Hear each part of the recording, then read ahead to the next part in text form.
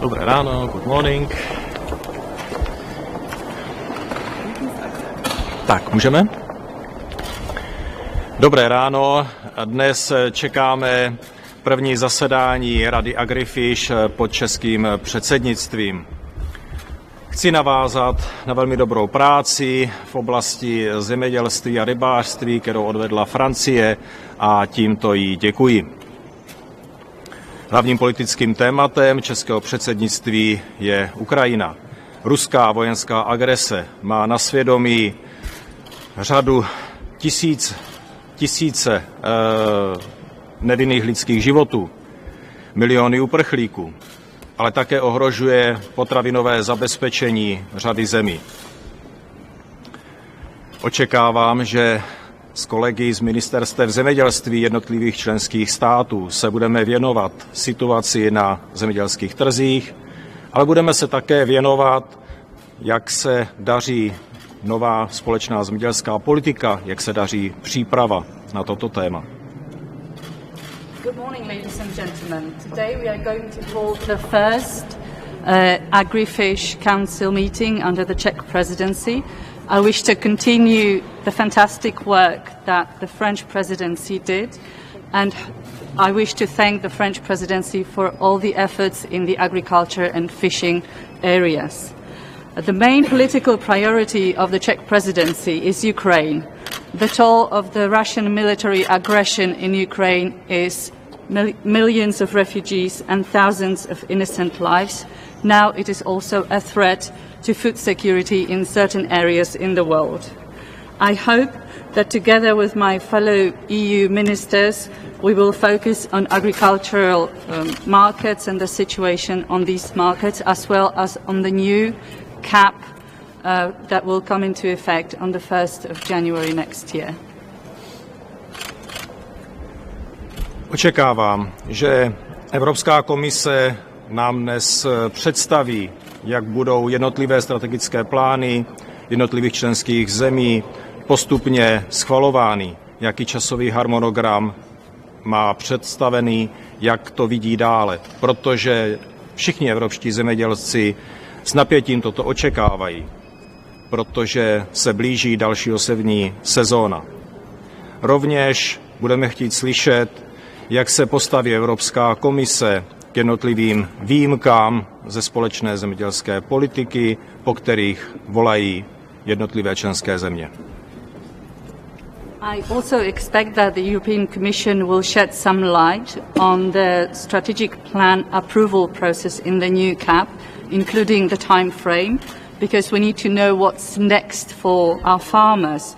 EU farmers need to know what's for them in the future, especially in the coming planting season.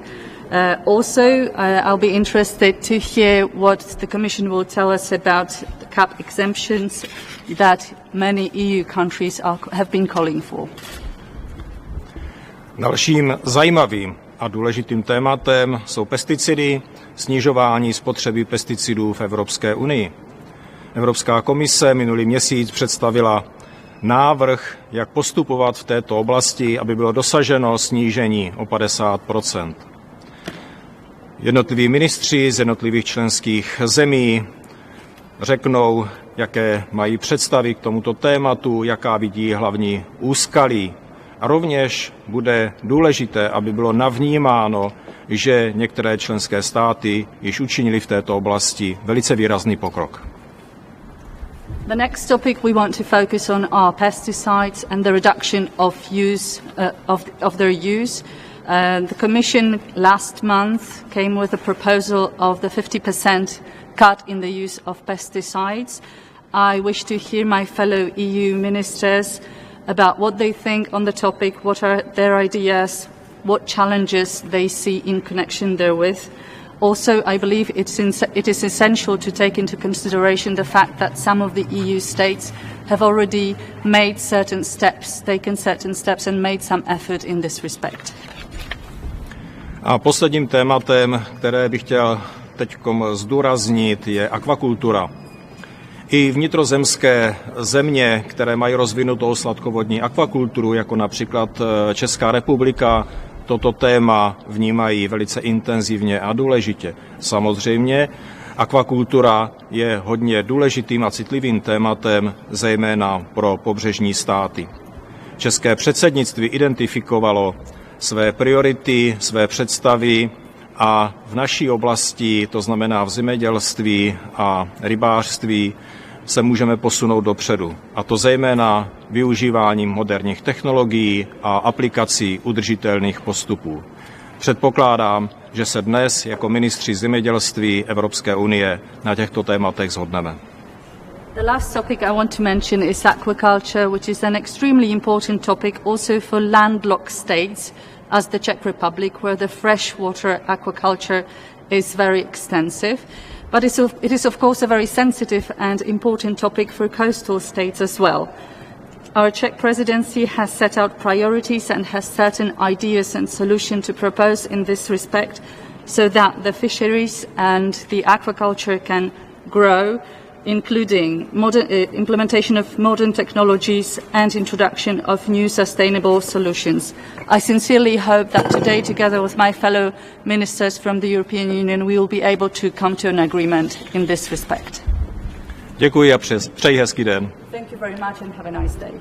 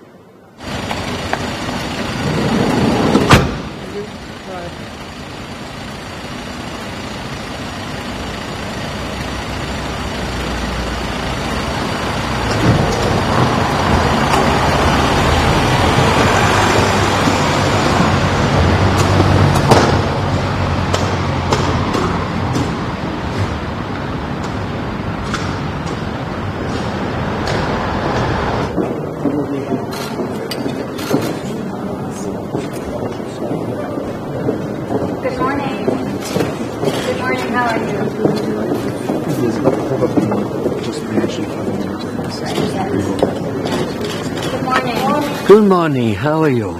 Well, once again we have a very dense agenda, but unavoidably Ukraine will be again on the table. We are going to listen to Foreign Affairs Minister Kuleba, who will explain us the situation in the ground. We will discuss the new, I wouldn't say new package, but improving the implementation of the already existing sanctions. During this week, together with the Commission, I presented new proposals. The most important is the ban on Russian gold, but to be sure that the sanctions are effective, because there is a big debate about are the sanctions effective, are the sanctions affecting us more than Russia. Some European leaders have been saying that the sanctions were an error, was a mistake. Well, I don't think it was a mistake. It is what we had to do, and we will continue doing.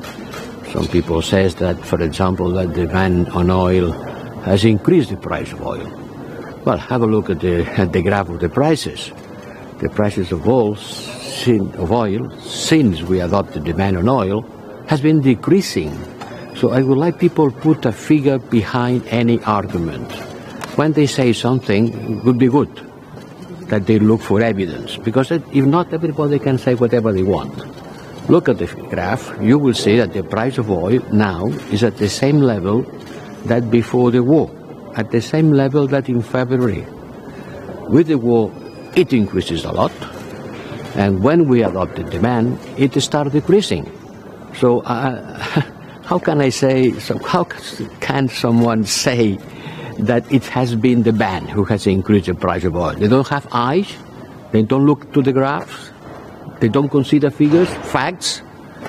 Well, that's important to be aware where we are and what we are doing and which are the consequences of what we are doing. But certainly Russia continues blocking Ukrainian wheat.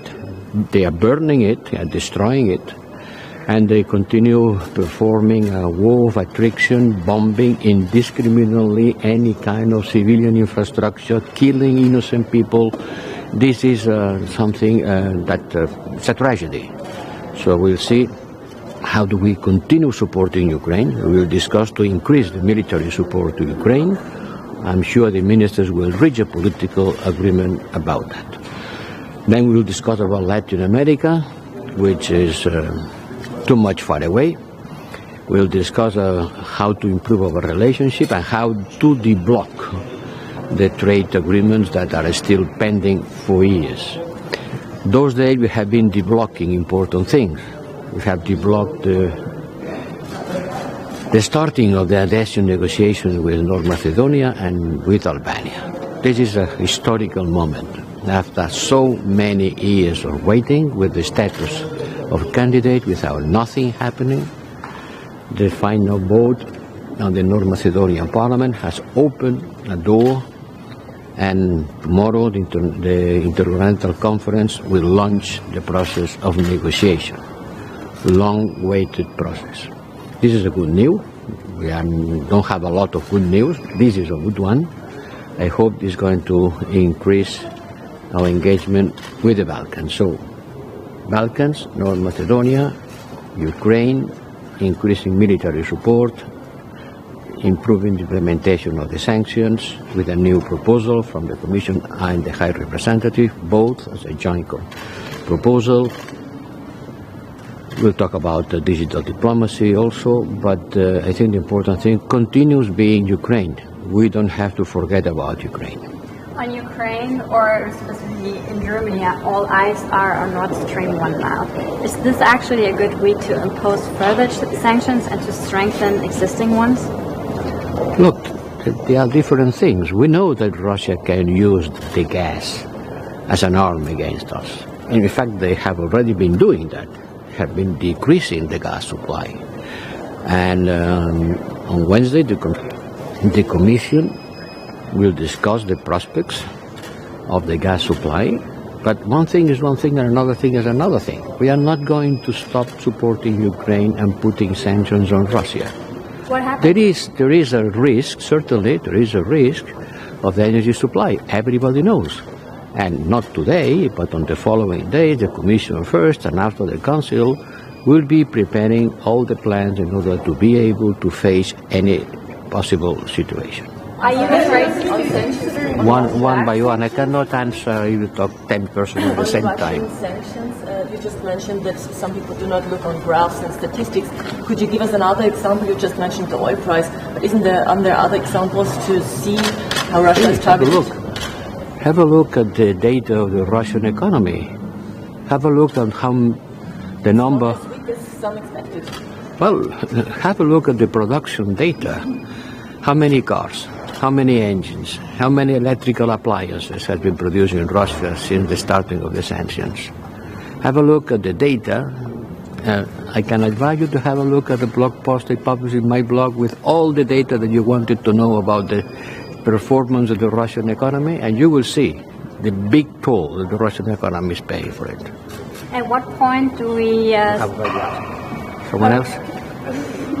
The discussion about sanctions, is there any push from some member states to consider rolling back sanctions in order to deal with the energy situation with Russia?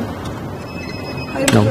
What about the military support? You tell more military support. What do you mean? And also a question, in the end of August, you will meet trio countries' ministers in Prague, Czech Republic. So what there will be the main issue discussing with Moldova's, Ukrainian and Georgian foreign affairs ministers? Yes, but this is not the agenda for today. Allow me to concentrate in my agenda for today. It's quite important. I insist, sanctions is one thing. The actions that Russia can take against us by using the gas is another thing. And we have to fight in both sides. There is nothing against implementing the sanctions.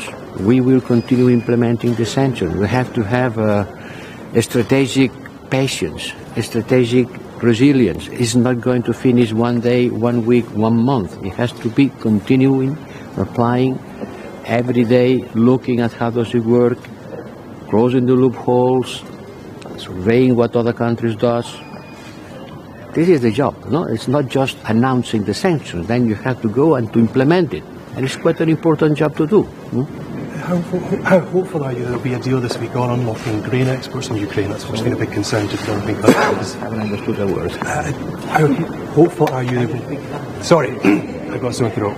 How hopeful are you there will be a deal this week in Turkey on unlocking grain exports from Ukraine? This is maybe the most important thing that the international community is facing.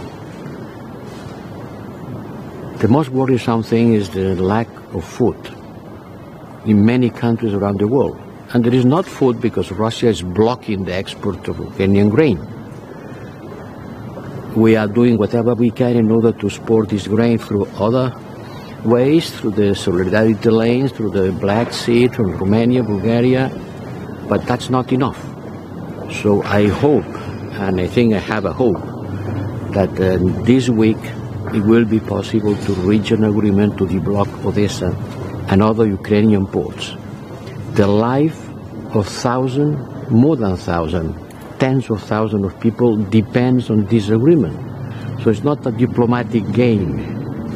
It's some issue of life and death for many human beings. And the question is that Russia has to deblock and allow the Ukrainian grain to be exported. Otherwise, we will have to continue claiming that they are using food as a weapon without any kind of consideration for human beings' life. It has to be said loudly. Thank you.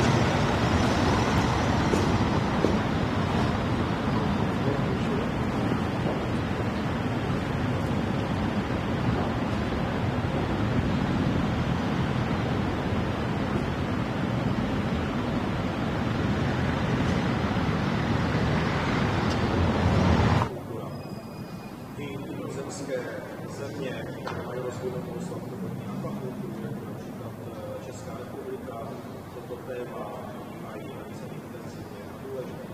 Samozřejmě akvakultura je důležitým a citlivým tématem, zejména pro pobřežní státy. České předsednictví identifikovalo své priority, své představy a naší oblasti, to znamená zemědělství a rybářství, se můžeme posunout dopředu. A to zejména využívání moderních technologií.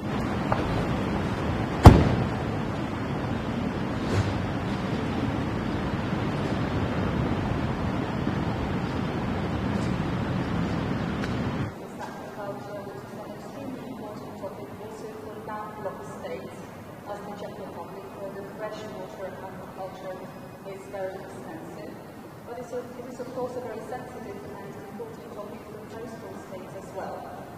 Our Czech presidency has set out priorities and has certain ideas and solutions to progress.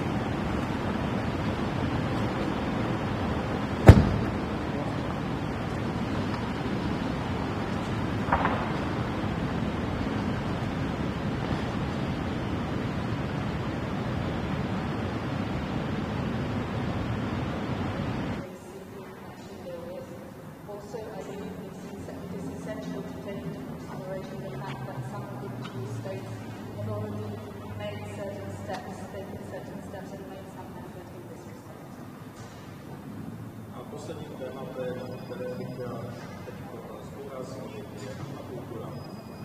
I inozemské země, které mají rozvinutou sladkovodní akvakulturu, jako například Česká republika, toto téma vnímají velice intenzivně a důležitě. Samozřejmě akvakultura je důležitým a citlivým tématem, zejména pro pobřežní státy. České předsednictví identifikovalo své priority, své představy a naší oblasti, to znamená zemědělství a rybářství, se můžeme posunout dopředu. A to zejména využívání moderních technologií a aplikací udržitelných postupů. Předpokládám, že se dnes ministři zemědělství Evropské unie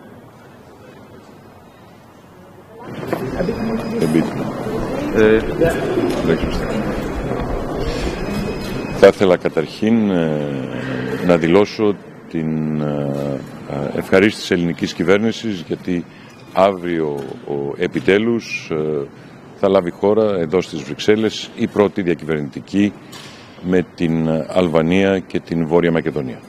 Μετά από μια μακρά προσπάθεια και μια ιδιαιτέρως επίπονη διαδικασία. Από εκεί και πέρα το Συμβούλιο σήμερα έχει να συζητήσει μια σειρά από σημαντικά ζητήματα, όπως πάντα τον τελευταίο καιρό τα ζητήματα που αφορούν την ρωσική εισβολή στην Ουκρανία. Μάλιστα θα υπάρξει σύνδεση με τον Dmytro Kuleba, ο οποίος θα μας ενημερώσει για τις τελευταίες εξελίξεις, αλλά επίσης και το θέμα του Συμβουλίου Σύνδεσης Ευρωπαϊκής Ένωσης Ισραήλ έχει να γίνει από το 2012, πρέπει να βρεθεί μια λύση σε αυτό το ζήτημα. Την συνάντηση στο Κάιρο των Υπουργών της Ευρωπαϊκής Ένωσης με τον Αραβικό Σύνδεσμο, κάτι το οποίο ένθερμα υποστηρίζει η ελληνική πλευρά, αλλά επίσης και θέματα των Δυτικών Βαλκανίων, ιδίως της Βοσνίας Ερζεγοβίνης. Όπως ξέρετε, επανειλημμένως έχουμε εκφράσει την ανησυχία μας για την κατάσταση αυτή. Νομίζω μια ατμόσφαιρα αρκετά φορτισμένη για καλοκαίρι. Ευχαριστώ.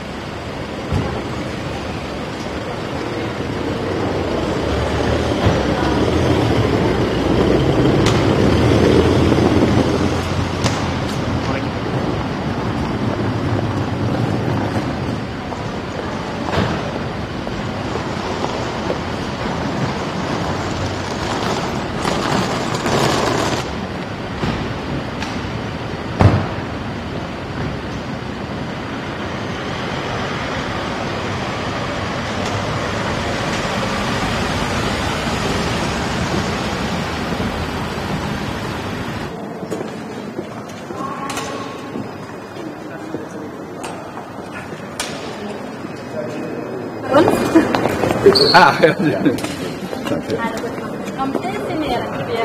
Nicht zu nah.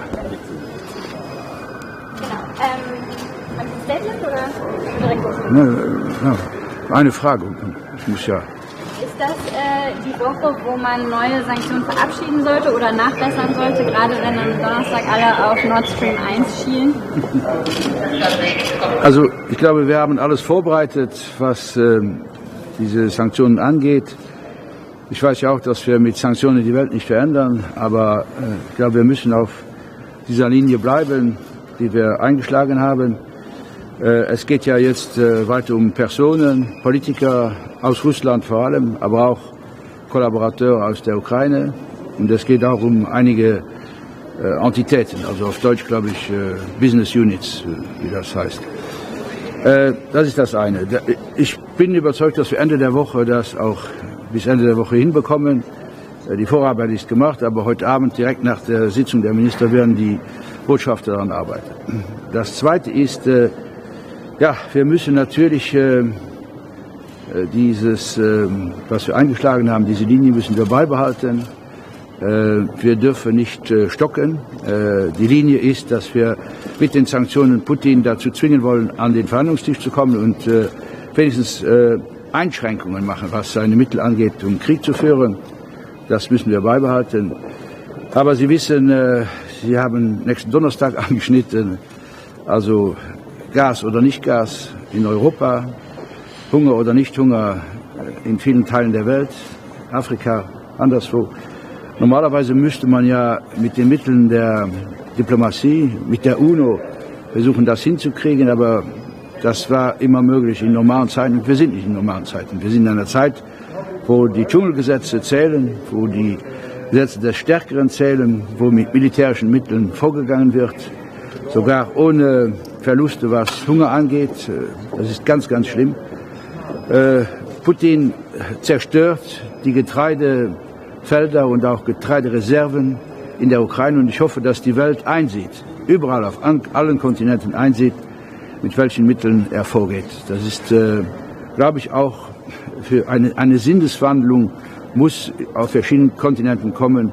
Und man muss einsehen, dass dieser Krieg und auch diese ganzen Nöte, die entstehen, dass das nicht die Sanktionen sind, sondern der Krieg. Sie wissen, dass was Sanktionen angeht, dass wir als Europäische Union keinem verboten haben, auch Russland nicht Lebensmittel zu exportieren. Und dieses Narrativ von Putin müssen wir natürlich kontern. Okay. Wünschen Sie, dass man bald darüber diskutieren wird, ob man Sanktionen wieder zurücknehmen muss? Ich habe ja jetzt gesagt, dass das, glaube ich, fatal wäre, wenn wir das tun würden.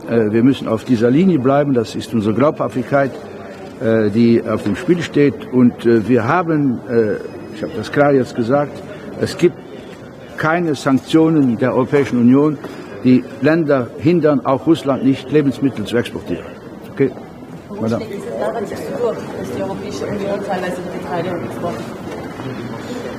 Ja, warum? Das ist eine Frage der Überzeugung, aber auch eine Frage der Sicht. Wenn man Russland, Putin Glauben schenkt, weil man vielleicht Waffen braucht, dann ist das schlecht. Nicht moralisch nicht gut und das ist auch falsch. Denn heute ist das die Ukraine, vielleicht morgen sind es Länder in der Europäischen Union, aber Putin, wenn er durchkommt, wird da nicht stoppen. Er wird auch auf anderen Kontinenten dann eingreifen. Ich glaube, das ist Zeit, dass die Welt das so sieht. Okay.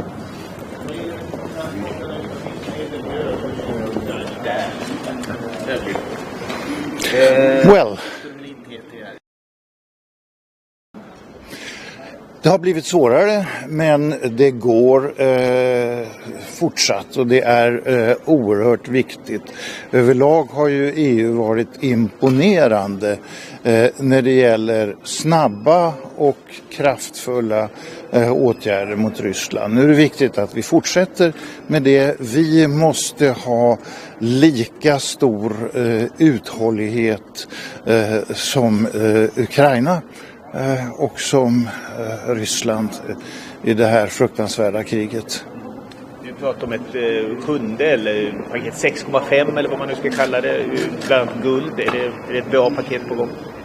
Ja, det är ett bra paket. Vi skulle från svensk perspektiv kunna tänka oss att gå ännu längre, men jag tror att det är realistiskt att ha ett paket som innehåller guld, som innehåller ytterligare åtgärder för att se till att sanktioner verkligen genomförs, som innehåller ytterligare listningar av individer och organisationer på rysk sida. Hur effektiva är sanktionerna när det gäller så att säga att inte det finns kryphål och liknande? Känns det som att det funkar eller är det mycket som behöver städas upp däremellan? Vi har vid flera tillfällen tidigare hanterat när vi har sett att det har funnits kryphål. Överlag så vill jag säga att sanktionerna fungerar mycket väl. Sanktionerna är effektiva, men det kommer att ta tid innan den politiska effekten av de sanktionerna märks, eftersom Ryssland är beredda att och den ryska statsledningen är beredda att betala ett högt pris också för sitt eget folk för det aggressionskrig som man bedriver. Vad gäller transporterna utav livsmedel, grödor och sånt från Ukraina, den viktiga exporten, hur ser det ut där? Det har så att säga ändå mumlats om att det kanske går lite lättare längs kusten till exempel. Det pågår ju fortsatt ansträngningar då med Turkiet i en ledande ställning för att hitta en lösning för detta. Det är svårt, det är tuffa förhandlingar. Det finns en viss optimism från FNs sida om att man ändå ska kunna gå framåt. Och det är oerhört viktigt därför att det är tiotals miljoner människor utanför Europa som lider, som går hungriga som ett resultat inte av, som ryssarna ibland påstår, sanktionerna, utan som ett resultat av den ryska krigföringen. Snart närmar man sig en skörd i Ukraina. Silorna är fulla. Om man inte kan få ut det man har där så kommer nästa skörd att ruttna iväg och det vore katastrofalt. Dmytro Kuleba, Ukrainas utrikesminister, ska vara med uppkopplad som vanligt. Vad väntar du att höra av honom idag? Jag är säker på att han kommer att understryka behovet av fortsatt stöd till Ukraina. Inte minst fortsatt stöd när det gäller vapen och militär utrustning. Och det är viktigt att Ukraina får. Tack. Ja. Och det är samma. Okej, så det är bara för mig att börja. Okay. Well, good morning. Russia continues its war against Ukraine and the Ukrainian people with almost daily reports of new crimes. It's important that the EU stand firm and united in its support for Ukraine. Sweden will raise the importance of agreeing on a new package of military support to Ukraine. We will also raise the importance of continuing to strengthen the restrictive measures against Russia. We look forward to strategic discussions about Latin America and the Caribbean, where our priority will be association and trade agreements, and on EU's digital policy.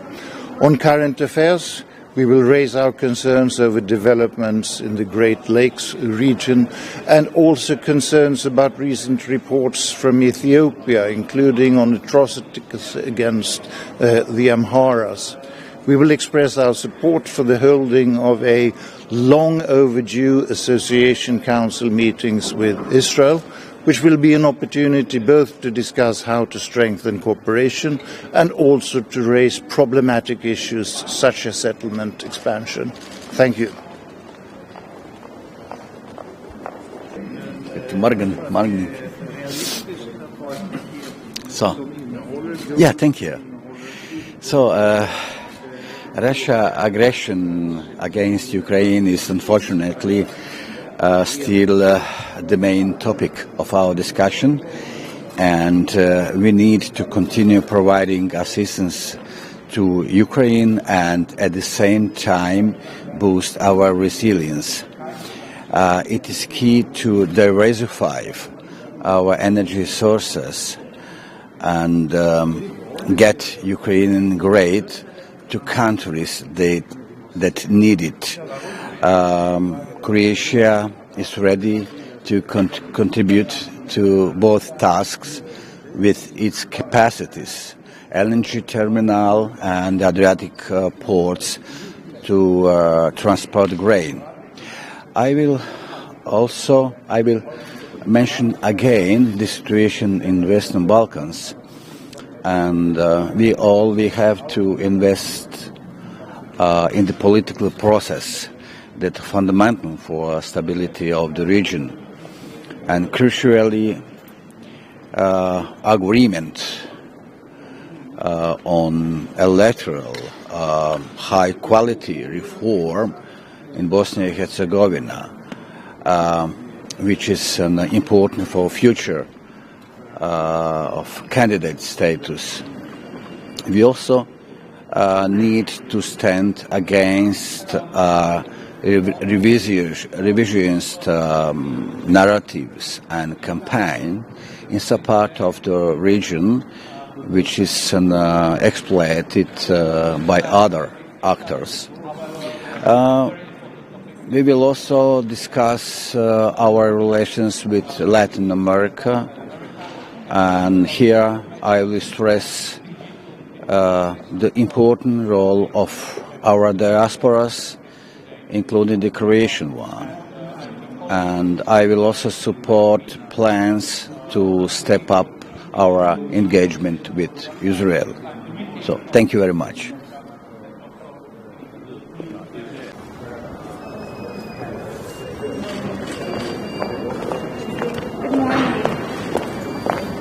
Hello, good morning. So the first FAC of the Czech presidency to the EU Council is happening today. Of course, the Czech presidency is not presiding the FAC as such. However, we are dealing with very important topics even for the Czech presidency. We will start with Russia. Then we will talk about Latin America and also about disinformation and digital diplomacy. So this is something which I consider very important that FAC today will conclude on. And I will be calling in my speech on thinking what should be the new EU policy towards Russia. I think it's time to rethink our policy towards Russia, and also we need to build new measures against Russia to stop the war and be ready for the new atrocities which is Russia definitely preparing. And what does it mean Yeah. when you say rethink this politics towards Russia? That's something I want to discuss on Gymnich in Prague on the very late of August. There are some founding principles on which the policy between the EU and Russia is built. This is completely outdated. We need to reflect a new reality of hostility, and be ready to protect us from Russia threats. Yeah. Minister, you're going to talk What main interests will be included? What do you think? More EU in the region, or more security? We have to, first of all, we need to help Ukraine to survive and help with the Ukrainian European perspective. And then we need to build a solid base. And it's about sanctions and many other things. So definitely, yes. Ukraine has said it desperately needs money. Yeah. The EU has promised a lot of money, but has only disbursed little so far. Why is that, and how could the EU accelerate this process? Okay, I agree with the fact that the EU should help Ukraine with macroeconomical financial leverages. I don't know details, but definitely I'll be calling that it happens in a way that the Ukraine economy sustain the current war. Minister, on Yes. Nord Stream, how should the EU react if it doesn't come back online? The EU is preparing, the Commission is preparing a package, energy package, and I think that will be the right answer. And we need to take care of ourselves, and I think it was clear statement from the Council, from Summit, that Europe should lessen its dependency, basically get rid of the dependency on Russian energy imports. So that's a long-term answer. Yeah. Thank you very much. Thank you. Goodbye. Thank you. Thank you. Goodbye.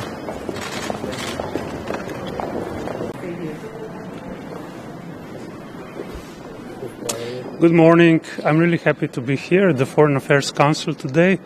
We're going to discuss Russian aggression against Ukraine, and here Slovenia will reiterate our full support to Ukraine. We need to help them so that they can win this war and they rebuild their country. I also stressed the importance of the accountability today. I was in The Hague last week at the conference that was organized in The Hague by the Dutch government, and one message was very clear. There should be no impunity for crimes that are committed in Ukraine every day. The second topic today are the relations with the Latin American countries, and I will stress the strategic importance for European Union. And the third topic is the digital diplomacy, and here we'll speak about how the digitalization should evolve in democratic but also secure way. Under the AOB, Slovenia will inform the ministers about the letter that we co-signed in the group of the C5 countries, together with Austria, Hungary, Slovakia and Czechia. In this letter we call for granting a candidate status to Bosnia and Herzegovina, and we will also invite the ministers to our beautiful Bled this year. We'll have an international conference, Bled Strategic Forum, that will happen on the 29th and 30th of August. Thank you very much. Ja, mogoče glede tega predloga sankcij, kakšno je stališče Slovenije, boste podprli v takšni obliki? Tako, Slovenija podpira sankcije, podpira trenutni predlog. Moramo se pa zavedati tudi, da sankcije morajo biti take, da ne škodijo nam, da ne škodijo evropskemu slovenskemu gospodarstvu, ampak Slovenija seveda odločno podpira nadaljne ukrepe proti Ruski federaciji. Mogoče še govorili ste o pomoči nadaljni, danes boste govorili tudi o vojaški, o dodatnih sredstvih za vojaško pomoč. Slovenija to podpira. Slovenija, tako. Sama izkoristila ta sredstva mogoče za dodatno. Tako, Slovenija to podpira in o konkretnih zadevah se bo z ukrajinskim zunanjim ministrom pogovarjala tudi ministrica Tanja Fajon, ki načrtuje obisk v Kijevu konec meseca. Hvala lepa.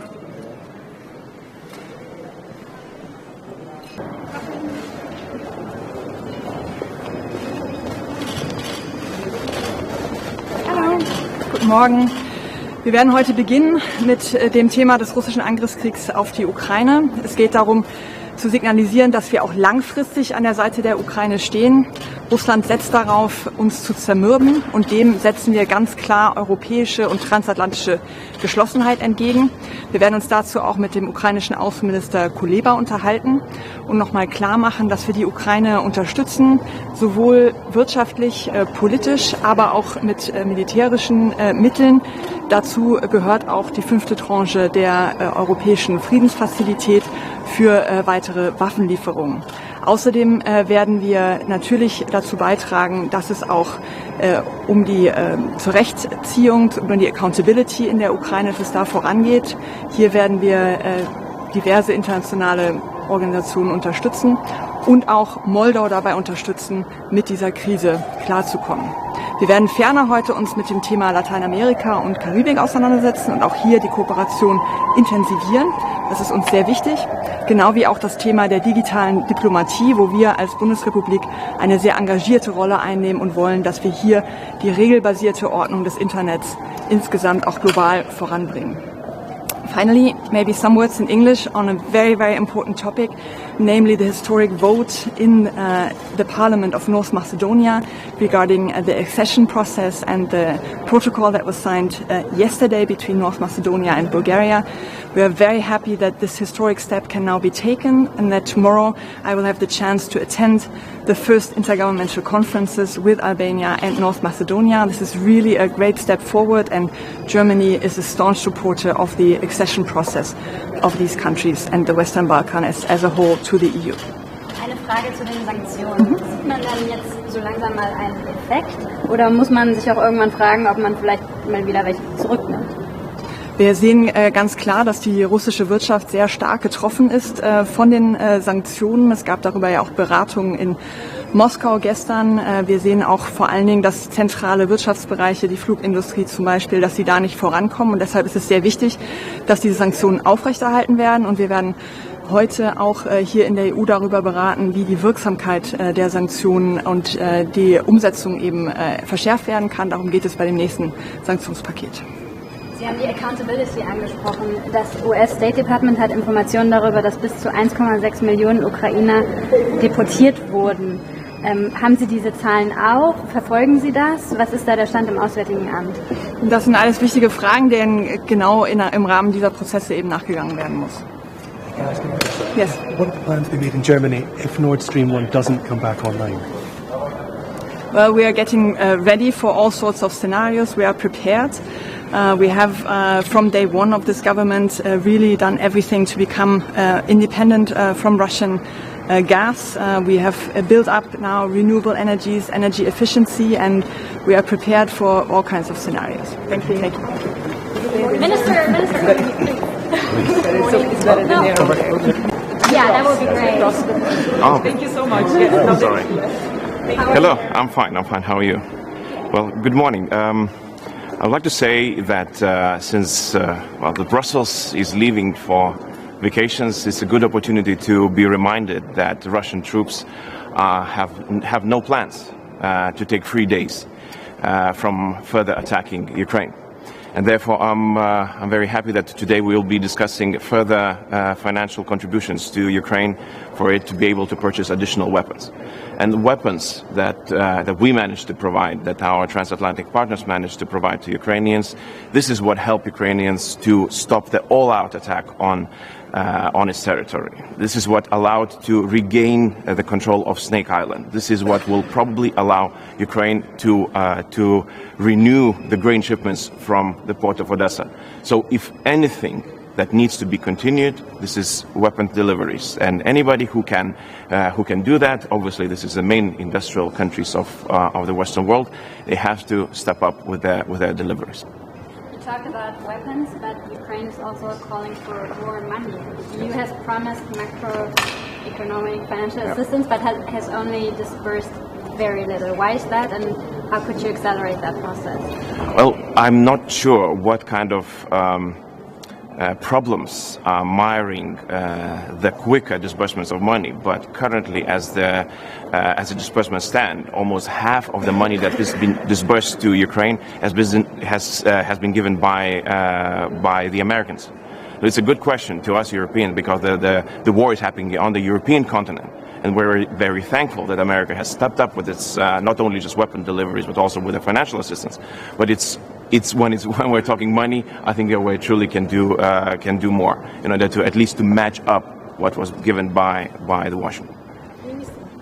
Your Czech colleague now told us that there is a plans in the end of August to discuss new policy regarding Russia. So if you know something, and how do you see new EU policy regarding to Russia? What will it include? I think it's timely discussion. We need to discuss, how do we deal with aggressors. So I would not just stop by discussing Russia. I would really offer the point to discussion that if a country attacks a neighboring democratic country anywhere in the world, so what is our approach? How do we deal with that? So not just to stick to the point that it's Russia's problem. It's a global issue because the global rules are being checked and they're probably rewritten. So we need to be the ones writing this new chapter. Germany might be facing an energy crisis with Nord Stream 1. Are you afraid that maybe from Germany, but also there will be other voices in Europe calling to end the sanctions? You can talk today. Well, the sanctions, there are no sanctions to gas. This is Russia's doing, and we've been aware that Russia could use energy as a political tool, right? So every government has Every responsible government was preparing for that, and I know that the German government was also taking steps. So I'm hopeful that even if Russia would cut gas supplies, there is a possibility to change it for other suppliers. And I know that there are a lot of diplomatic effort for that globally, and I'm still hopeful that it will bear result. On the food crisis, what do you make of the possible deal between Russia and Ukraine on getting the grain out of the Ukrainian ports? Well, the thing is that, as we had the conversation before, that the only meaningful way to do it is through the port of Odessa, and it has to be secured so the Russians would not attack it again. In order to secure it, the weapons need to be delivered. And since Ukraine has started getting their hands on some serious weaponry, they are able to secure Odessa, and they will be able, one way or the other, to export grain, which will actually alleviate the prices of food globally. So it's indeed, if we need more answers, why do we need to support Ukraine with the weaponry? This is probably one of the best answers. On question on war crimes, the U.S. State Department has information that up to 1.6 million Ukrainians might be forcibly deported. Do you have any info about that? And yeah, it's a horrible crime, and as you know, probably Lithuania and other Baltic states, we've suffered that after the Second World War when Stalin, or even during the war, when Stalin actually deported hundreds of thousands of Lithuanians, Latvians, Estonians forcibly to the wilderness of Siberia. So for us, it's absolutely the reminiscent of the Stalinist era. So they are using deportations as a weapon, as a tool to force the society, of Ukrainian society, into submission. It's a horrible war crime, and it has to be addressed. So it's not just the war that we're seeing in the news that is happening, but there are so many more cases that sometimes fall behind the TV screen or media headlines. But they have to be remembered, and they will have to be addressed, and the guilty will have to be brought to justice. Okay, thank you so much. More money for it? Yes.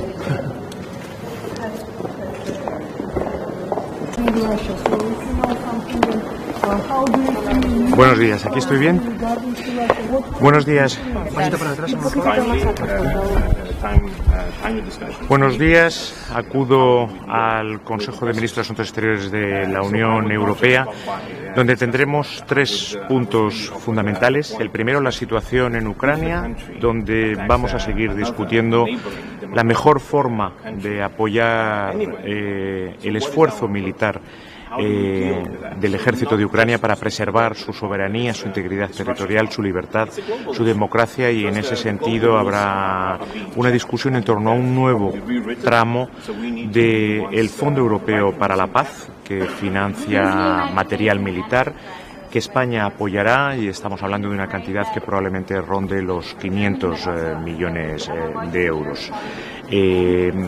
En segundo lugar, analizaremos también, nos conectaremos por videoconferencia con el ministro Kuleba, la reconstrucción de Ucrania. España también participa activamente en ello, ya ha anunciado un compromiso de 250 millones de euros para esa reconstrucción, que tendrá que llegar en algún momento y que nosotros esperamos que sea lo antes posible. Y algunos otros aspectos, como la crisis alimentaria global causada por la agresión rusa a Ucrania, la necesidad de que los crímenes que se están cometiendo en Ucrania no queden impunes, y la forma de apoyar a la Corte Penal Internacional y a las investigaciones que hay en estos momentos en marcha en Ucrania. En segundo lugar, trataremos también América Latina. Como ha venido solicitando España, y yo desde que acudo a los consejos de ministros de Asuntos Exteriores, América Latina tiene que ser parte de la agenda estratégica de la Unión Europea. Y hoy, por fin, hay un punto pleno sobre América Latina, en el cual, desde luego, la voz de España se oirá para, como el alto representante está planteando, que haya una verdadera relación estratégica entre América Latina y la Unión Europea. América Latina es la región más eurocompatible del planeta, y la Unión Europea lleva demasiados años viviendo a espaldas de la región.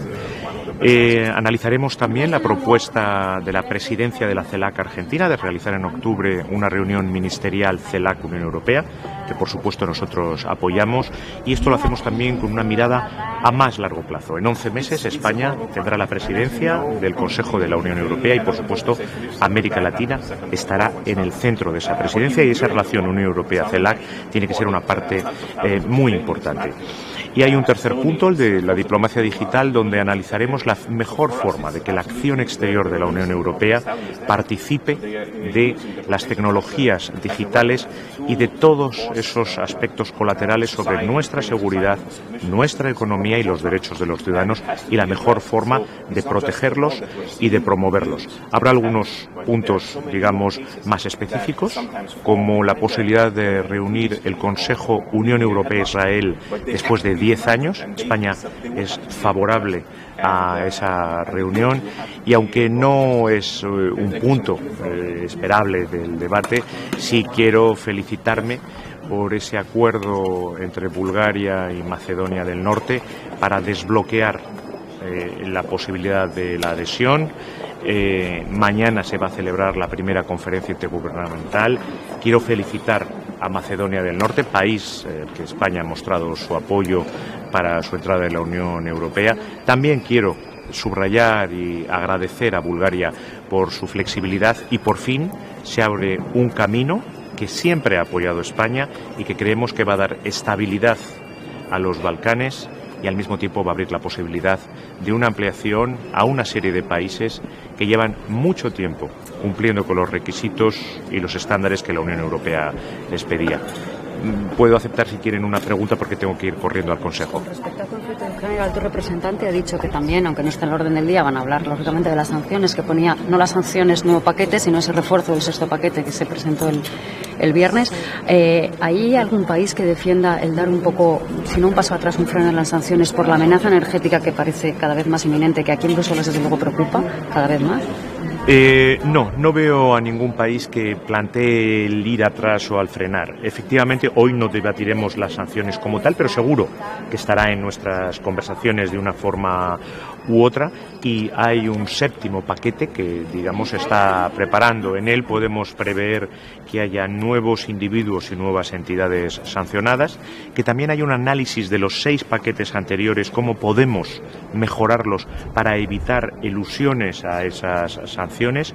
El oro probablemente se introducirá dentro de ese nuevo paquete de sanciones para alinearnos con los países del G7. Esto demuestra cómo la cohesión y la unidad que venimos exhibiendo desde el inicio de la agresión ilegal de Rusia a Ucrania se mantiene, y quedan fuera los aspectos energéticos como hemos hecho hasta ahora. Por lo tanto, yo no veo, de todas las conversaciones con mis homólogos, ninguno de ellos expresa ningún deseo de ir hacia atrás ni de hacer un parón.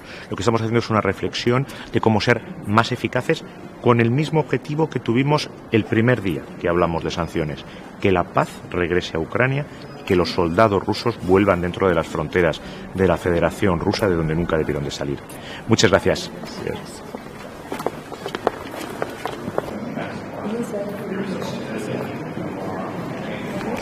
Bonjour.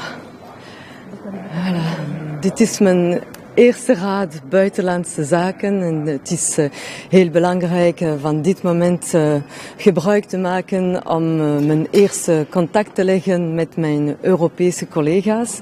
Comme vous le savez, la Belgique est un partenaire très fort dans la collaboration au sein de l'Union européenne, et donc il va être évidemment question de l'Ukraine. Après près de 5 mois d'agression, il est très important de montrer à l'Ukraine que nous la soutenons toujours, de renforcer la pression aussi sur la Russie pour que cesse l'agression contre le peuple ukrainien, pour que cesse l'instabilité dans la région et dans l'entièreté du monde aussi, puisque ça a des répercussions bien au-delà de l'Europe. Et vous le savez aussi, ça a des répercussions entre autres sur nos citoyens qui sont confrontés à des prix très élevés de matières premières et de l'énergie. Et donc nous nous inscrivons pleinement dans le renfort de ces sanctions et aussi une complémentarité qui a été décidée notamment par d'autres partenaires étrangers, le G7. Et donc on va parler aussi des importations d'or qui doivent cesser. Donc voilà, ce sera un gros chapitre à l'ordre du jour. Et la Belgique particulièrement a demandé aussi de mettre à l'ordre du jour la situation dans la République du Congo, donc à l'est du Congo, où des atrocités sont commises par des groupes armés. Et des discours aussi de haine sont tenus à l'encontre de certaines parties de la population. Et donc nous voulons remettre un petit peu le focus sur cette région du monde et demander à l'Union européenne de poursuivre une politique de stratégie globale à l'attention de toute la région des Grands Lacs. Voilà. Petite question complémentaire, c'est votre baptême du feu aujourd'hui, l'entrée dans le monde politique par la toute grande porte. C'est enthousiasmant? Très. Je suis très heureuse de pouvoir agir, peut-être, je l'espère, évidemment, à ce niveau-là, et de rencontrer tous mes homologues européens. Merci.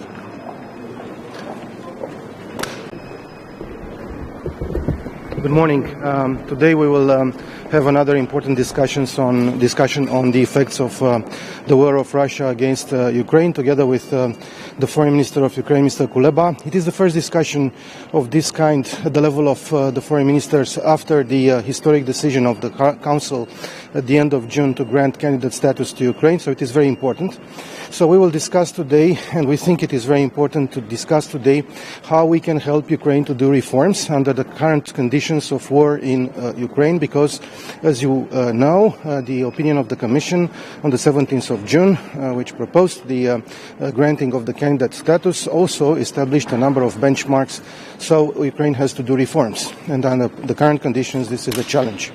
At the same time, today I will present to my colleagues the efforts which were undertaken by the Romanian government and the Romanian authorities in order to facilitate the transit of Ukrainian grain through Romania.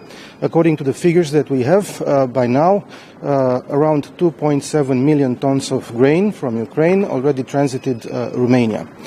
I will also express today's support for the new tranche for the European Peace Facility, and also full support for the new package of sanctions against Russia.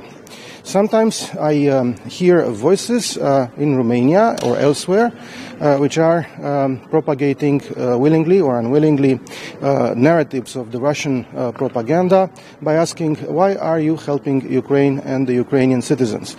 Why don't you help rather Romania than Ukraine? And my answer to this voice is loud and clear. If Ukraine fails, then the security of Romania, the security of the Romanian citizens, and the Euro-Atlantic security is threatened. So it is in the strategic interest of Romania and of all European member states to fully support Ukraine in order to prevail in this war, which was unleashed by Russia against our neighbor. At the same time, we need also to support other countries in the region. For instance, the Republic of Moldova, Georgia, and we also have to take a very close look at what happens in the South Caucasus and even in Central Asia. Speaking about the Republic of Moldova, I will present today the very good outcome of the conference for the Moldova Support Platform, which I have hosted on Friday in Bucharest, together with the Foreign Minister of Germany and the Minister for Development, Francophonie and Partnerships of France. And we had very good results. On one hand, we have managed to gather pledges of around 615 million euros, out of which 432 million euros in grants for Moldova. And on the other hand, we have consolidated the role of this platform as an instrument to support reforms in the Republic of Moldova, because also the Republic of Moldova has been granted candidate status and it has to do reforms in accordance with the steps or benchmarks which were included in the opinion of the Commission on the 17th of June.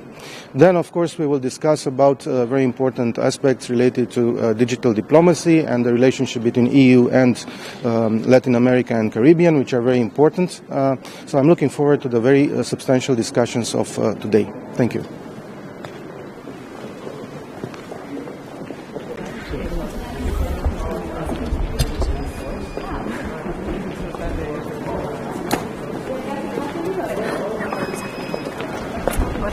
Buenos días. Buenos días a todos y a todas. Sí, buenos días. Este es el primer consejo de la presidencia checa de la Unión Europea y bueno, estamos en el mes de julio del año 2022. Falta un año para el comienzo de la presidencia española. El tiempo pasa muy rápido, pero en fin, me concentraré en la tarea de hoy. Tenía previsto que hubiera asistido conmigo al consejo la consejera de Extremadura, Begoña García Bernal, que no podrá hacerlo en razón de los incendios que estamos padeciendo en este momento en España, en 6 comunidades autónomas, y me permitirán que aproveche esta comparecencia ante ustedes para expresar la solidaridad y evidentemente el apoyo a todos los que están luchando contra el fuego, a los que son víctimas del mismo y en especial al trabajador fallecido en Zamora en el día de ayer como consecuencia de esas tareas de extinción. Incendios forestales que están en el contexto del momento climático actual, que probablemente aparecerán sin duda en el debate de hoy, en particular en relación con el tema de la situación de los mercados y de la producción agraria en Europa, y que evidentemente afectarán a nuestros agricultores, a nuestros ganaderos y a nuestro medio rural. El primer punto para mí más importante del Consejo de hoy es el relativo a los planes estratégicos que se verá a lo largo de la tarde. El pasado jueves concluimos con la Comisión Europea los contactos técnicos para la conclusión del Plan Estratégico Nacional de España.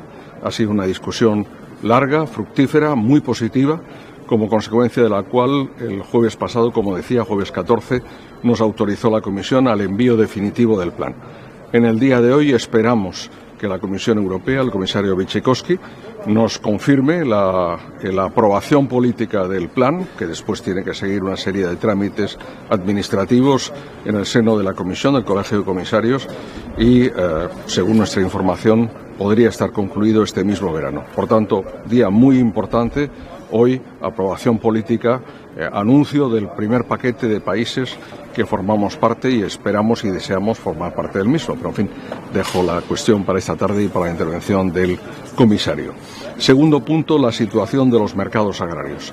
Efectivamente, tenemos la guerra en Ucrania, pero también tenemos esta situación climática que está afectando a buena parte de los países europeos. Hacía meses que Portugal y España lo planteamos, pero hoy digamos que afecta prácticamente casi a la mitad de la Unión. Hungría plantea hoy un punto varios sobre la cuestión ¿dónde estamos? En primer lugar, desde el punto de vista de los precios. Desde el punto de vista de los precios, FAO nos indica que se ha producido una estabilización de los precios de los productos alimentarios.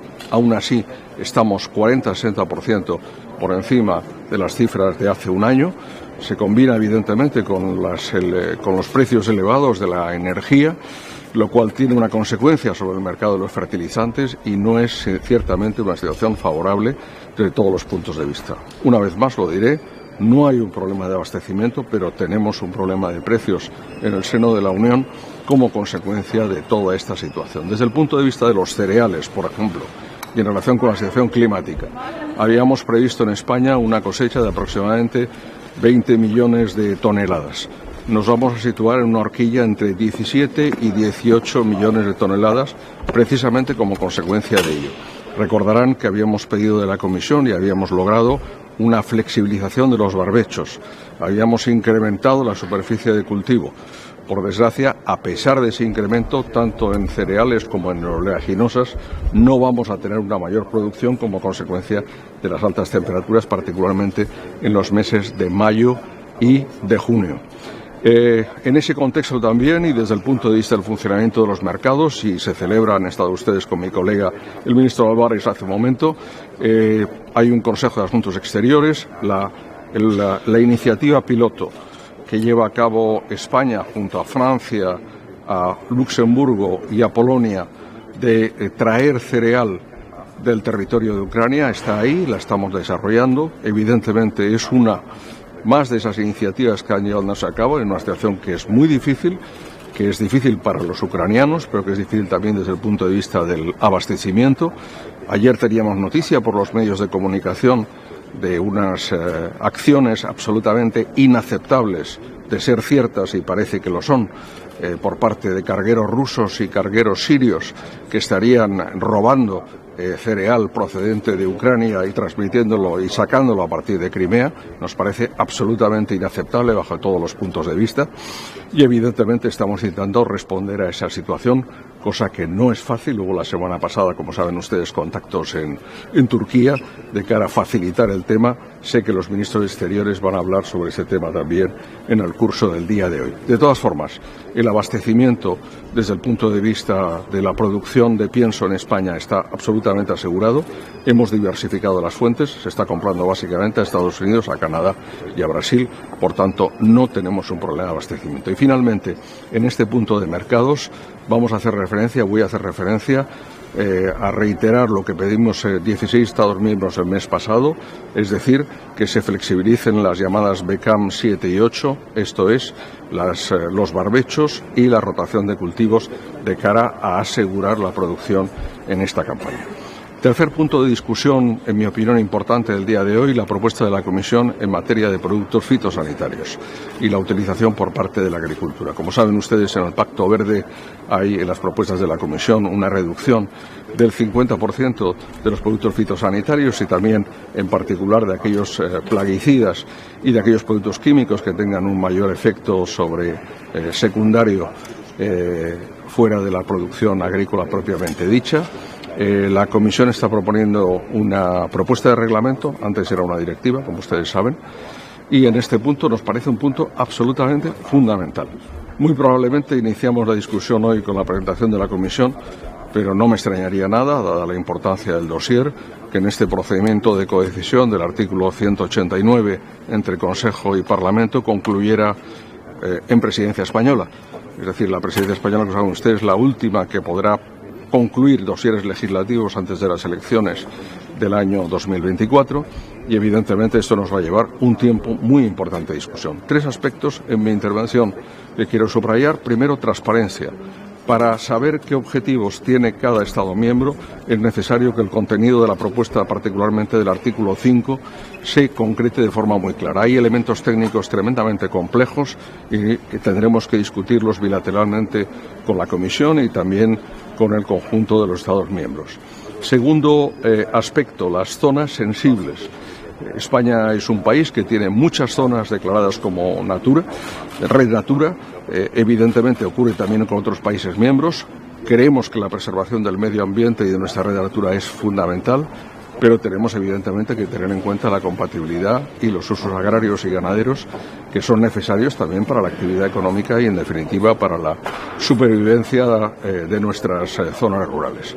Por tanto, este es un aspecto muy importante. Tercer aspecto, y lo hago muy resumidamente, la simplificación nos parece una propuesta tremendamente compleja desde el punto de vista de la organización y de la aplicación y debe simplificarse. Si quieren que les resuma en una idea cuál es la posición de España, se lo diré de forma muy sencilla. No hay sostenibilidad si no hay rentabilidad de las explotaciones agrarias y ganaderas. Por tanto, es absolutamente necesario que esta sostenibilidad venga unida a la rentabilidad de las mismas. En relación con otros temas, tenemos unas conclusiones sobre materia de acuicultura que mencionaré muy brevemente. Desde el punto de vista de España, hace 2 semanas presentó FAO en Lisboa el informe Sofía sobre la actividad de pesca y de acuicultura y decirles a este respecto que, en nuestra opinión, la actividad acuícola, que es muy importante, debe ser complementaria de la pesca extractiva. España es el primer país productor en volumen de la Unión Europea, el segundo en valor. Tenemos el mejillón como el producto más cultivado, 3/4 de toda la producción, también lubina, tenemos también la trucha arcoíris y tenemos también la dorada, que son los productos básicos efectivamente que se producen en nuestro país. Hay otros puntos menos importantes del orden del día, si quieren ustedes planteármelos pues a su disposición, pero quisiera hacer un comentario sobre un tema que no está en el orden del día, pero que es muy importante para España, que es lo relativo a las reservas marinas en el seno de la Unión Europea y la iniciativa de la Comisión, el reglamento delegado. Hace un par de semanas, España, junto a Irlanda, votó en el comité consultivo correspondiente en contra de esta propuesta. 9 países más se abstuvieron y 2 no participaron en la decisión. Este es un tema tremendamente importante, porque estamos de acuerdo en que hay zonas de nuestros mares y océanos que deben ser protegidas. Por ejemplo, España tiene 15 reservas de interés pesquero en nuestro país. Estamos hablando aquí de reservas y de una acción que la Comisión, por reglamento delegado, está habilitado a adoptar. Pero le hemos pedido a la Comisión que tenga un diálogo claro y sincero con el sector pesquero, cosa que no ha ocurrido hasta ahora, y también evidentemente con los Estados miembros. El día 26 hay aquí en Bruselas una reunión muy importante con el sector científico, con el sector pesquero y con las administraciones públicas, los Estados miembros. Nos parece muy importante que ese diálogo se lleve a cabo. Además, como afecta a un país tercero, al Reino Unido, está sometido al plazo de 2 meses, con lo cual la decisión no se adoptará hasta septiembre. Y le he pedido ya a la Comisión, le he pedido al comisario Sinkevicius que lleve a cabo un diálogo con los Estados miembros de cara a flexibilizar las condiciones y hacer posible la actividad pesquera junto a esa actividad de preservación. Este es un breve resumen de algunos de los temas y quedan muchos más en el tintero, pero estoy a su disposición. Con respecto a la cuestión del abastecimiento del cereal, usted dice que de momento no hay problemas de abastecimiento, sí hay problemas de precios, basándose sobre todo en lo que ha ocurrido hasta ahora en las altas temperaturas de mayo y junio. Pero las temperaturas siguen subiendo de una forma extrema y seguimos en un acuerdo que no sé si se prevé para desbloquear ese cereal. Entonces, ¿qué perspectivas a futuro? Bueno, vamos a ver, yo creo que es muy importante desde el punto de vista, no nos equivoquemos, la guerra de Putin es una guerra militar, pero también una guerra alimentaria, una guerra energética. Y por tanto estamos viendo cómo se está utilizando a la alimentación como un elemento de disrupción de la situación de muchos estados, no solo dentro de la Unión Europea, sino en el caso de la alimentación fuera de la Unión Europea, particularmente de África, Asia y América Latina. Y estamos particularmente preocupados en ese sentido por la situación en África en relación con ello.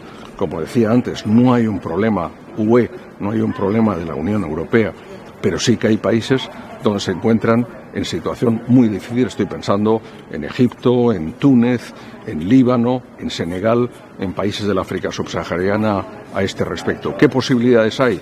Vamos a ver. Quiero decir, estamos intentando que efectivamente la vía diplomática consiga aislar ese elemento, pero de igual modo que la energía es materia de esta guerra, pues por desgracia también lo está siendo la alimentación. Sobre el plan de la PAC, decía que este mismo verano podría aprobarse, o sea, sería inicios de septiembre, ¿hay una estimación más? No, vamos a ver, si hoy el comisario nos confirma que, digamos, el visto bueno político is done, como se dice en inglés, está hecho. Está resuelto el tema, estamos trabajando en paralelo, tenemos en este momento un proyecto de ley PAC en el Congreso de los Diputados para que se complete por procedimiento de urgencia antes de final de año. Tenemos en preparación, y algunos de ellos han sido sometidos a consulta pública, 18 decretos que aplicarán la PAC en España. Lo que es importante es que de cara a la próxima siembra, primero, certidumbre y seguridad por parte de agricultores y ganaderos, y esta la van a tener. Y en segundo lugar, también certidumbres en relación con la siembra del año que viene, ¿no? Este es un elemento muy importante. Por eso, cuanto antes, como dijo el Consejo Europeo, cuanto antes estén aprobados, mejor. Y bueno, sobre los incendios, no sé si usted, a raíz del punto varios de Hungría, va a plantear directamente la situación en España, va a comentar. Bueno, no está previsto así, pero como le decía antes, imagino que todos vamos a hablar de la situación climática, ¿no? Esto no es normal, ¿no? Que hoy un país como Reino Unido, por primera vez en su historia, pues declare pues la alerta roja en relación con las temperaturas, lo que estamos viviendo aquí mismo en Bélgica o en Francia o en Italia, en toda Europa. Es un fenómeno que nos tiene que llamar a la reflexión, y yo creo que la orientación tanto de la lucha contra el cambio climático como de la adaptación al mismo es absolutamente necesario. Y en un sector tan sensible como el sector productivo de la agricultura y ganadería tenemos que adaptarnos a ese nuevo contexto de una forma que sea pues efectivamente productiva, ¿no? Y que sea rentable. Muy complicado el tema, muy complicado, pero sobre todo es importante que la Comisión Europea tenga en cuenta en este contexto estos elementos de cara a las decisiones que se adoptan. Y en este sentido, ¿qué le parece la posibilidad de que debido a la amenaza energética se relajen los objetivos del Fit for 55 que luchan realmente contra el dossier Fit for 55 está en curso de discusión. Otro día el Consejo de Medio Ambiente adoptó un acuerdo de principio. Evidentemente el Gobierno de España está en ese acuerdo y estamos de acuerdo con él mismo, pero yo creo que, como siempre, la combinación es tener muy claro cuál es el rumbo estratégico, hacia dónde queremos ir, desde el punto de vista de la sostenibilidad y al mismo tiempo tener la capacidad de la flexibilidad. Le pongo el ejemplo de los barbechos, de la rotación de cultivos, para adaptar ese rumbo estratégico a la situación y a las turbulencias del momento. Esta es un poco la situación. Y ¿De acuerdo? respecto a las Sí. zonas pesqueras y acuícolas que mencionó ¿Perdón? antes, a la protección de las zonas pesqueras Sí. y acuícolas que mencionó antes, que es un poco lo que pide España a la Comisión. Le pedimos a la Comisión que tenga en cuenta por ejemplo, estamos hablando de Gran Sol, ¿no?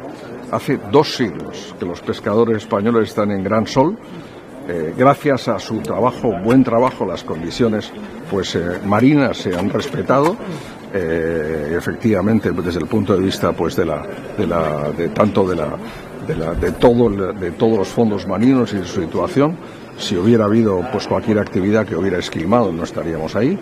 Y lo que pedimos es que haya un equilibrio entre esa preservación y la flexibilidad en cuanto a la continuidad de la actividad pesquera. Eso implica, evidentemente, que la Comisión revise algunos de sus puntos de vista al respecto, y yo espero y deseo que podamos llegar a un punto de encuentro. No somos los únicos, como he dicho antes, hay muchos Estados miembros que estamos en esa misma posición.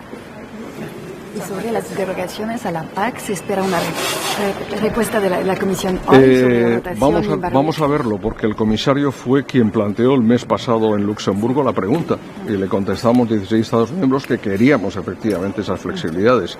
Cuanto antes estén, mejor. Sobre todo porque, como decía antes, los agricultores necesitan planificar la próxima campaña y necesitan saber de qué superficie y en qué condiciones disponen de ella. Muy bien, pues muchas gracias. Buen día a todos. Posteriormente haremos un pequeño mensaje o nota en relación con el contenido de la intervención del comisario antes de la rueda de prensa de la noche. ¿De acuerdo? Gracias. Muchas gracias a todos. Gracias de nuevo y buen verano. Si no nos vemos.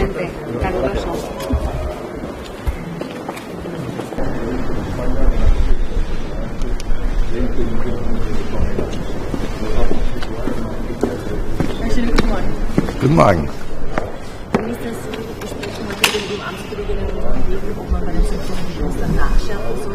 Ist das klug in einer Woche, wo doch etliche Gründe befürchten, dass da kein russisches Gas mehr? Also es geht ja nur um Nachschärfung, um sozusagen Arrondierungen, Schlupflöcher zu stopfen. Es geht nicht um ein weiteres Sanktionenpaket. Und ja, das wird sozusagen schrittweise weiterentwickelt. Aber man muss schon sozusagen die Kirche im Dorf lassen und sagen, ja, wir haben eine Situation, was russische Gaslieferungen betrifft. Wir als Österreicher haben auch immer wieder eine sehr klare Position eingenommen, zum Beispiel was Sanktionen betrifft, und haben ja klar gesagt, nein, so eine Reihe von anderen Mitgliedstaaten auch. Aber ich weiß, dass es eine zunehmende Diskussion auch innerhalb Europas gibt, was die Sanktionen betrifft. Sanktionen sind keine Maßnahme mit Instantwirkung, das ist eine Maßnahme mit Langzeitwirkung. Und wir dürfen hier auch nicht in die Falle tappen, dass wir vielleicht das russische Narrativ aufgreifen. Ja, sie wirken stärker in Russland als bei uns. Man rechnet allein heuer mit einem Einbruch der russischen Wirtschaft von 10%, während man ja weiterhin ein knapp über 2%iges Wirtschaftswachstum zum Beispiel innerhalb der EU vorsieht. Wir haben 97% der russischen Automobilindustrie, die Produktion einstellen musste. 3/4 der russischen Luftfahrt steht still, weil das sind Airbus- und Boeing-Maschinen, die nicht mehr gewartet werden können. Also wir müssen hier doch sozusagen mit Augenmaß vorgehen und die Sachen so sehen, wie sie sind. Und der zweite Punkt ist, wir haben weiterhin eine Situation, wo ein Staat mit aller Brutalität, mit Panzern, Raketen glaubt, einfach seinen Willen durchsetzen zu können. Und da können wir nicht einfach nur zuschauen. Es ist eine Situation, wo sich die Frage stellt, wollen wir eine Welt, die auf Regeln basiert, oder wollen wir das Gesetz des Dschungels? Und ich glaube, da muss sowohl die Politik als auch die Wirtschaft der Meinung sein, wir wollen eine Welt, wo Regeln gelten, wo Pacta sunt servanda gilt, wo Rechtsstaatlichkeit gilt, wo Völkerrecht gilt und nicht, wo der Recht des Stärkeren oder das Gesetz des Dschungels wirkt. Dennoch in Österreich hat der Wirtschaftskammerchef Kara die Debatte befeuert.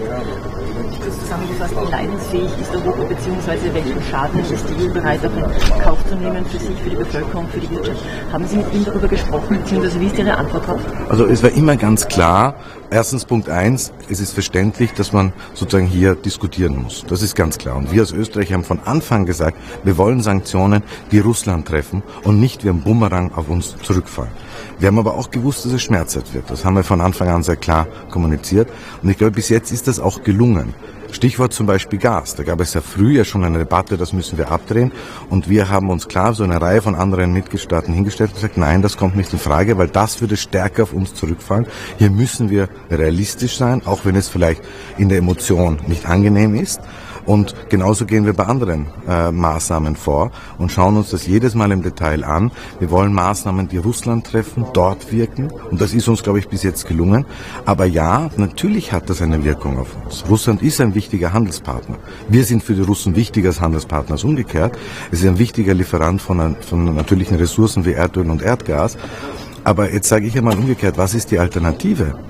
Wenn wir nichts tun und zuschauen, was geschieht dann? Dann nehmen wir zur Kenntnis, dass die UNO-Charta mit Füßen getreten werden kann, dass internationales Recht mit Füßen getreten werden kann, dass einfach das Gesetz des Dschungels gilt und das kann in niemandes Interesse sein, schon gar nicht von Österreich oder der österreichischen Exportwirtschaft. Sie haben es erwähnt, es gibt finanzierte Sanktionen, für die es nachschärfen, die werden aber schon überstimmt finanziertes vorbereitet. Konkret, was muss denn die Europäische Union tun, sollte am Donnerstag kein Gas mehr fließen? Also, ich würde sagen, we cross the bridge when we get there, was das Gas betrifft.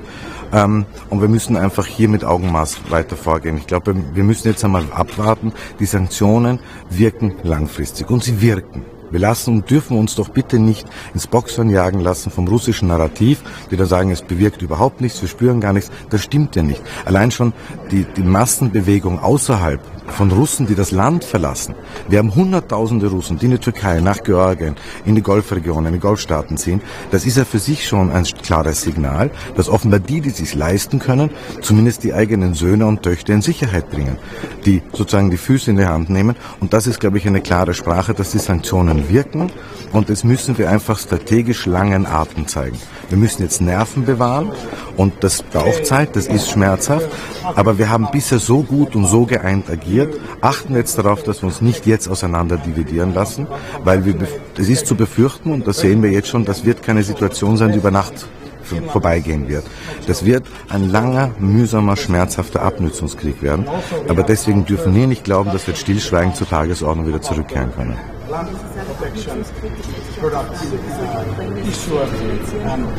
I want to highlight that it's very important that we take an account the different situations of the member states. And in Finland we are yet to come using very little. Unsere Position, was das betrifft, hat sich nicht geändert. Wir hatten ja die Diskussion schon beim Recovery-Fonds. Und was sicher ist aus unserer Warte, ist, dass wir den Ukrainern weiterhin zur Seite stehen müssen. Allein Österreich hat ja ein sehr großes Paket mit an die 80 Millionen Euro an humanitärer Hilfe geleistet. Natürlich werden wir auch bereitstehen, die Ukraine wieder aufzubauen. Man wird natürlich sich auch die Frage stellen müssen, welchen Beitrag muss Russland dazu leisten, weil immerhin sind das sozusagen russische Raketen, russisches Militär gewesen, die die Zerstörung mutwillig, bösartig herbeigeführt haben. Aber ich würde sagen, seien wir vorsichtig und versuchen wir nicht aus diesem Anlass wieder Diskussionen innerhalb der Europäischen Union loszutreten, die wir in der Vergangenheit immer wieder hatten und die immer gleich ausgegangen sind. Noch einmal, unsere Skepsis ist weiterhin da. Danke sehr.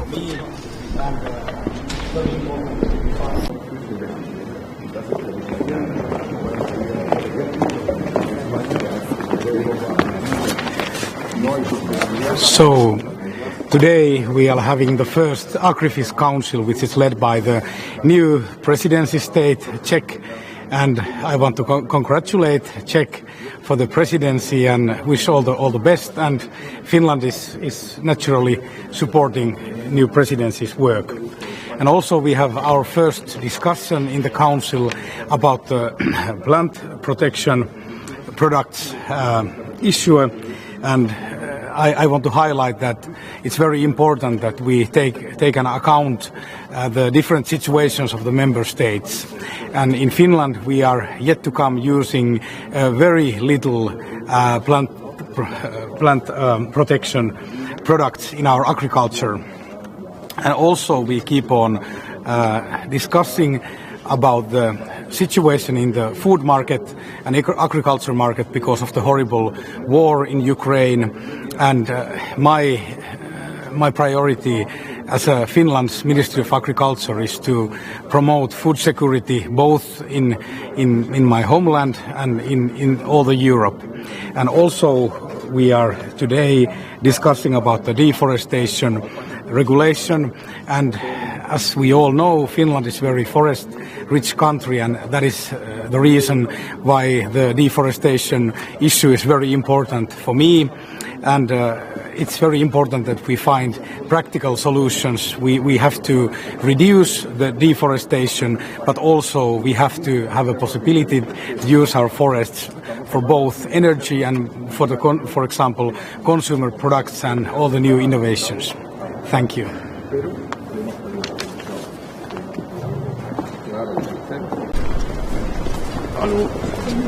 Excuse me, sir, if you can Yeah. just leave. Sure. Hier? Ja, guten Morgen allerseits.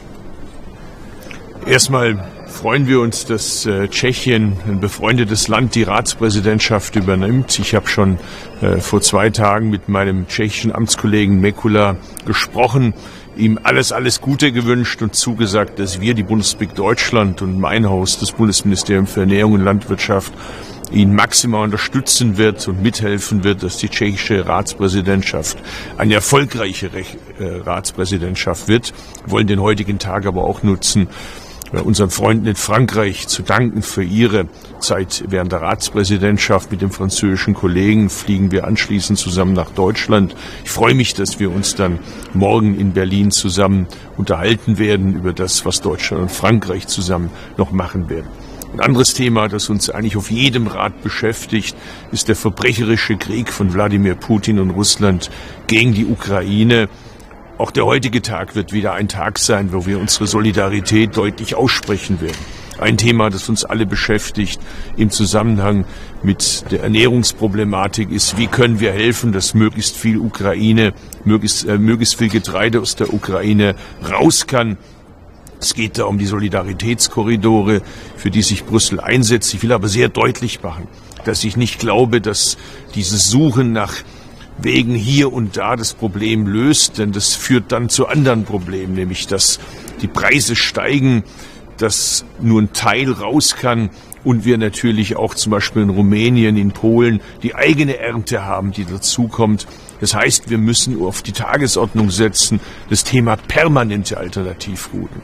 Vertrauen in Russland würde ich nicht. Ich glaube nicht, dass das Schwarze Meer, solange Wladimir Putin oder ein vergleichbarer Verbrecher in Moskau das Sagen hat, dass solange das Schwarze Meer wieder sicher sein wird für ukrainisches Getreide. Insofern teile ich die Einschätzung meines ukrainischen Amtskollegen Mykola Solski, dass wir uns nach permanenten Alternativrouten umschauen müssen. Die Wirtschaftlichkeit stellt sich anders dar, wenn klar ist, dass wir diese Routen nicht nur temporär brauchen, sondern dauerhaft brauchen. Hier muss Brüssel, hier muss die Kommission die Führung übernehmen. Das können die Nachbarländer, das können einzelne Mitgliedstaaten nicht alleine machen. Es braucht hier die Führung durch die Kommission, es braucht auch die Beteiligung durch andere Staaten außerhalb der Europäischen Union. Es geht hier um Stabilität. Es geht hier darum, dass wir relevante Mengen an Getreide aus der Ukraine dauerhaft sicher abtransportieren können müssen. Nochmal, das geht nicht mit einer Route hier und da, mit der wir einen Teil abtransportiert bekommen, aber permanent an Grenzen kommen. Denn die Routen, die wir bislang haben, sind dafür nicht ausgelegt. Brüssel muss sich um eine permanente Alternativroute kümmern. Ein anderer Punkt in dem Zusammenhang, der uns jetzt auch beschäftigt, ist die Diskussion, wie können wir dafür sorgen, dass wir das Thema Ernährungssicherheit in ein gesundes Verhältnis setzen zu den anderen Krisen, die wir ebenfalls auf dem Planeten haben, nämlich die Biodiversitätskrise und die Klimakrise. Wir alle merken das in dramatischer Weise, dass wenn wir über Trockenheit reden, wenn wir über Ernteausfälle reden und dann manchmal Starkreden reden, dann reden wir nicht mehr nur über den globalen Süden, dann reden wir über die Europäische Union. Auch hier heute wird uns das wieder beschäftigen. Wir kennen die Bilder aus Italien, aus dem Norden, die ja Schreckensszenarien darstellen aus Horrorfilmen. Das ist mittlerweile Realität. Die Klimakrise ist nicht irgendwas, was irgendwann mal beginnen wird. Wir sind mittendrin in der Klimakrise. Man könnte auch sagen, in der Klimakatastrophe. Es geht jetzt nur noch um die Frage, Kriegen wir das mit einer Kraftanstrengung hin, dass wir das halbwegs beherrschen können, oder läuft es völlig in das Desaster? Von daher rate ich dazu, dass man die Krise nicht gegeneinander ausspielt, wie es gelegentlich vorgeschlagen wird, auch in der Politik, sondern dass wir den Stier bei den Hörnern packen und alle Krisen gemeinsam in Angriff nehmen. Also die Klimakrise und die Biodiversitätskrise, die machen keine Pause, nur weil das vielleicht der ein oder andere sich wünscht, sondern die muss kraftvoll angegangen werden. Und jetzt will ich mal was sagen zu denjenigen, die vorschlagen, man soll doch vielleicht jeden Quadratmeter, den wir bislang brauchen für die Biodiversität, jetzt noch für den Anbau freigeben. Man kann gerne diskutieren über Flächen. Dann reden wir aber über das ganze Bild. Dann reden wir auch darüber, was in Sachen Beimischung für Kraftstoffe verloren geht, was man sinnvoller benutzen könnte. Dann reden wir auch darüber, ob man nicht über einen Umbau der Tierhaltung Flächen gewinnen könnte, die dann für die menschliche Ernährung statt für Tierfutter benutzt werden. Dann reden wir über den Flechtfraß. Und ich will mal sagen, ich habe ja den Vorschlag gemacht, dass man, wenn man ausnahmsweise Weizen auf Weizen anbauen kann, innerhalb von Deutschland, ich habe mir die Zahlen mal rausgesucht, nach unseren Berechnungen würde das 3,4 Millionen Tonnen mehr an Weizen bringen, wenn man ausnahmsweise Weizen an Weizen anbauen lassen könnte. Im Vergleich dazu die Aussetzung der 4%, die ja nun auch hier und da gefordert wird.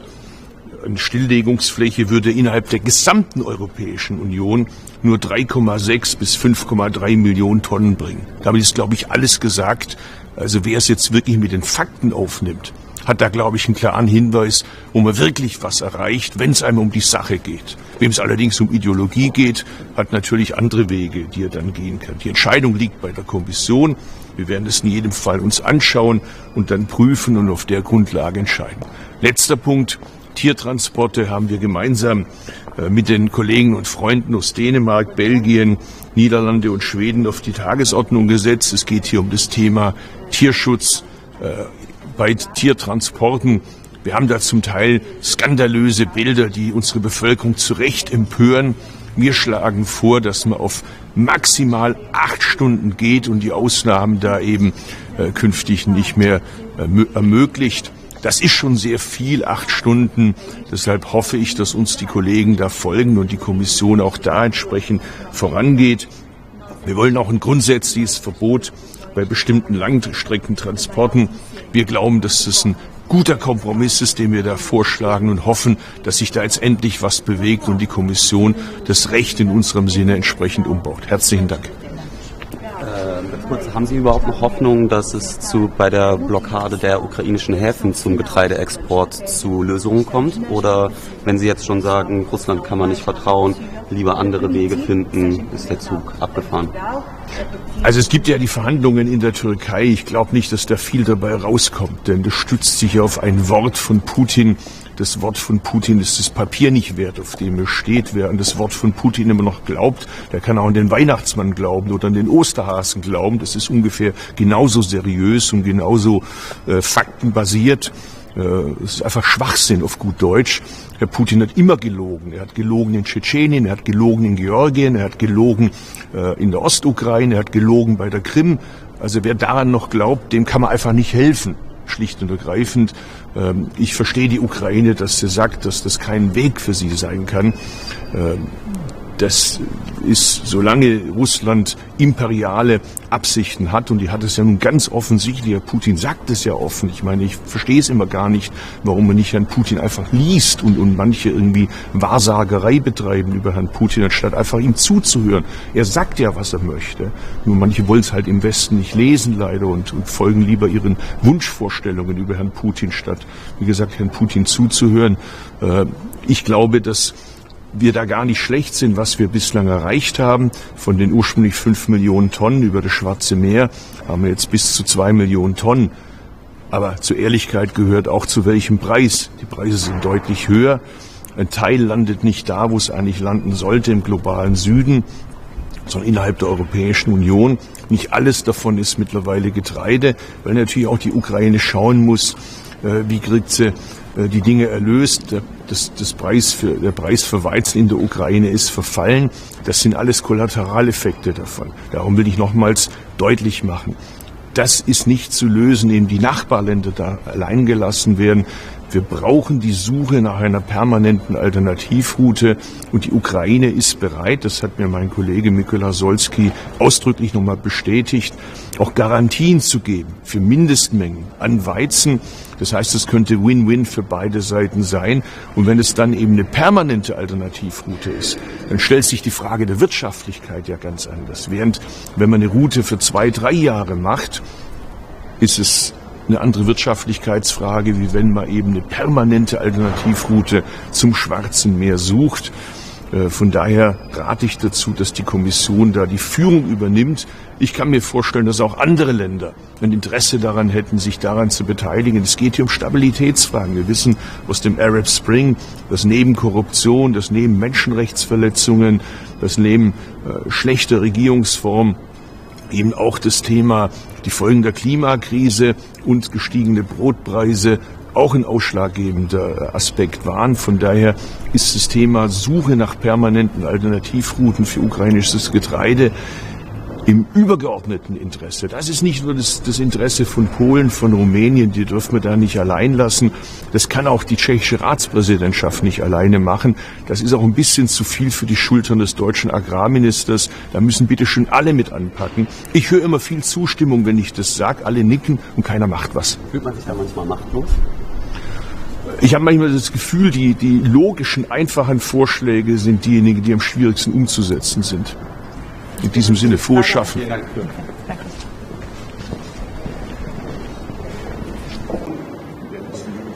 Anschauen und dann prüfen und letzter Punkt, ich werde das Wort gemeinsam mit den Kollegen und Freunden aus Dänemark. Bom dia. Hoje a participação neste Conselho Agrifish tem uma especial importância. Em primeiro lugar, porque vamos debater a situação dos mercados agrícolas, em consequência da guerra na Ucrânia, mas a esta altura não só as medidas que precisamos implementar, desenvolver e eventualmente acrescentar para fazer face a estes efeitos e mitigar as consequências na vida dos nossos agricultores e dos nossos cidadãos, nós acrescentamos também as preocupações ligadas à seca e também aos incêndios que decorrem desta vaga de calor extremo que se faz sentir sobre a Europa. Por outro lado, temos ainda a dimensão dos planos estratégicos. Portugal foi o primeiro Estado-membro a apresentar a última versão e a versão final do seu plano estratégico e estamos na expectativa da sua aprovação o mais rápido possível para permitir que seja implementado em Portugal a partir de 1 de janeiro de 2023. Muito obrigada.